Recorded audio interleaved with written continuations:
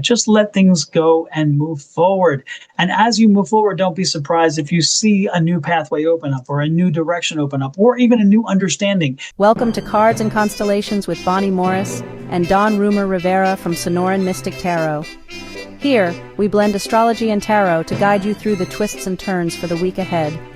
Don't forget to hit subscribe and share. Let's dive into your cosmic journey together. Hello, Aries. This is your astrology reading for the week of August 25th through the 31st.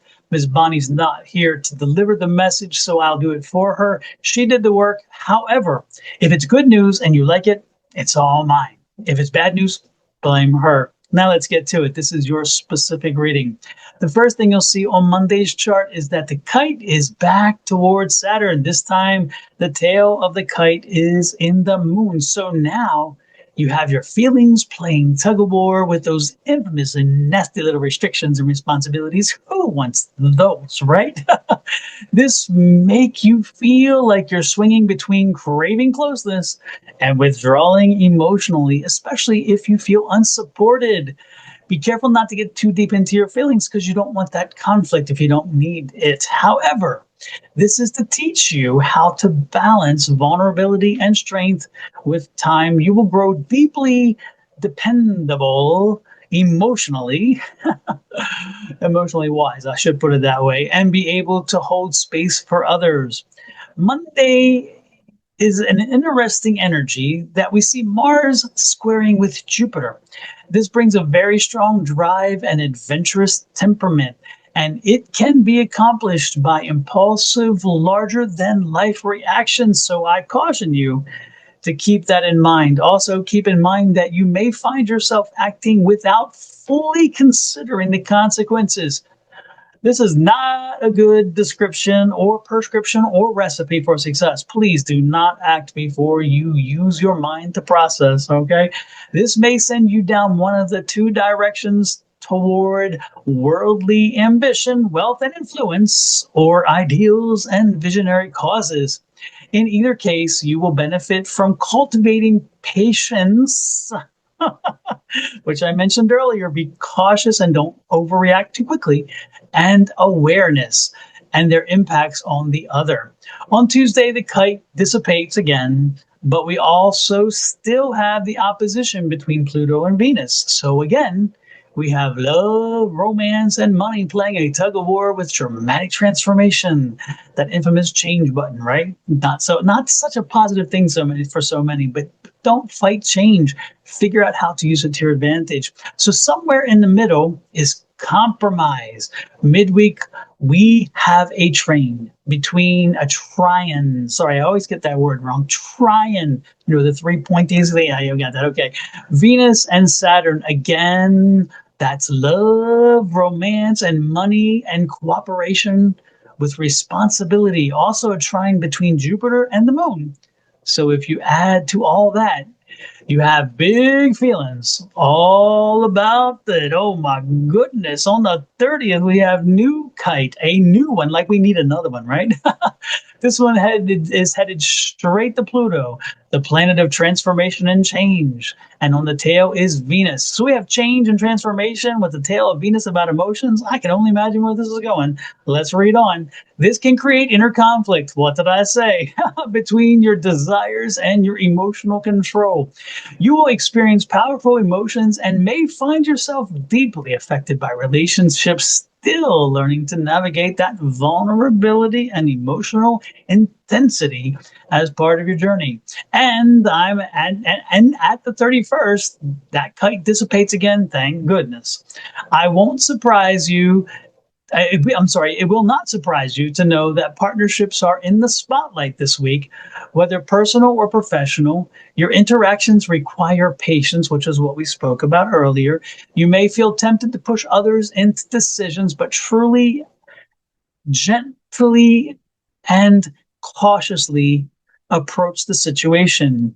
Okay, the cautious and gentle attack is a better approach and will yield better results. An affirmation for the week for you would be patience sharpens my power. Let's see how this corresponds with tarot. Let's see what Spirit and Universe have to say about what is in store for you this week. On the bottom of the deck, I find the energy of the devil. The bottom energy is telling me that your environmental energy this week is a bit negative. Be careful about the people around that surround you. Be careful about the environment around you. There's just going to be this negative feeling. So don't buy into it, because anytime you buy into it, you give yourself excuses, and you don't need excuses. So let's not do that. Now, your energy for the week, which I'm drawn to, is a 5 of Swords. And I like that 5 of Swords. Now, it's interesting because with the Devil card, when you have a Devil card in traditional tarot, and I'm not using this traditional tarot, this is the Morgan Greer deck. With traditional tarot, you have the chain around your neck, but it's very loose, and that's telling you that you can not. You have the right, you have the opportunity, you have the choice to buy into the frustration and into the gloom and doom, or you don't have to. And then I'm liking this because now that that's the case and we understand that, this 5 of Swords says, hey, I'm not going there. I'm just going to surrender. So whatever you've been carrying in from last week, whatever you've been dealing with for a period of time, you're letting go. Let it go. Let it go, as they say in Disney's movie. But really, this is a time to let it go. This is a time to just move on from something. Don't continue to carry something. This is not the time to do that. Just let things go and move forward. And as you move forward, don't be surprised if you see a new pathway open up, or a new direction open up, or even a new understanding.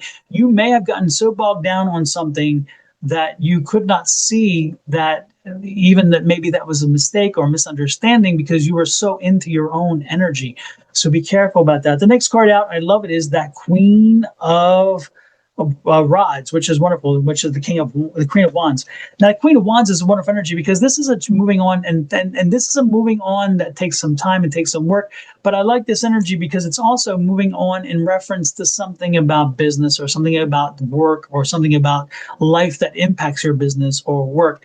So this letting go of something that has been festering for a while, something that's bothering you for a while. That's Queen. So it's been a while. Let it go. Something at work, someone at work, some energy at work that you don't like. Again, somebody who is negative, something who is negative.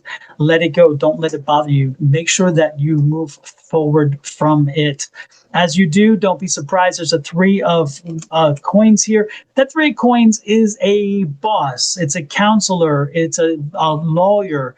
It's a doctor. It's a psychiatrist. It is somebody in authority. And so make sure that this is probably moving away from this could be either you having to go to the boss to have a conversation with the boss about someone or something.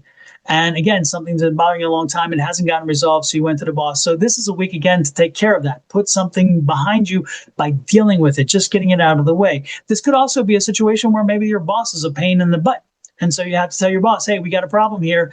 You and I don't get along. There's an issue. What's the story? What's happening? We need to have this conversation so we can move forward. Okay, so let's make sure that we take this opportunity to explore, again, if it's a boss or it's a coworker, or even if it's a project that's having a problem and you need to talk to your boss about it, or your team about it, and say, you know what, this isn't working. Something has to change. It's time to move on from something, okay?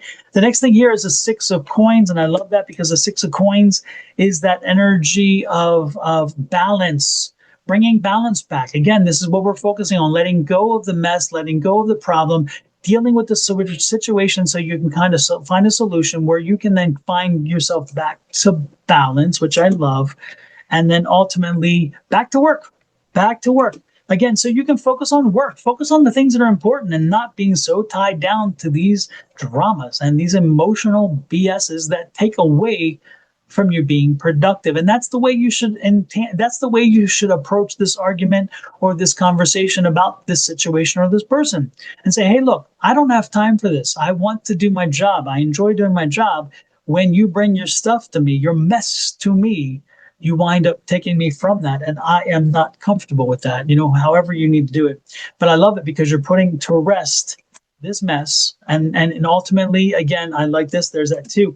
The 2 says, hey, when you make this choice, when you make this decision, you move forward.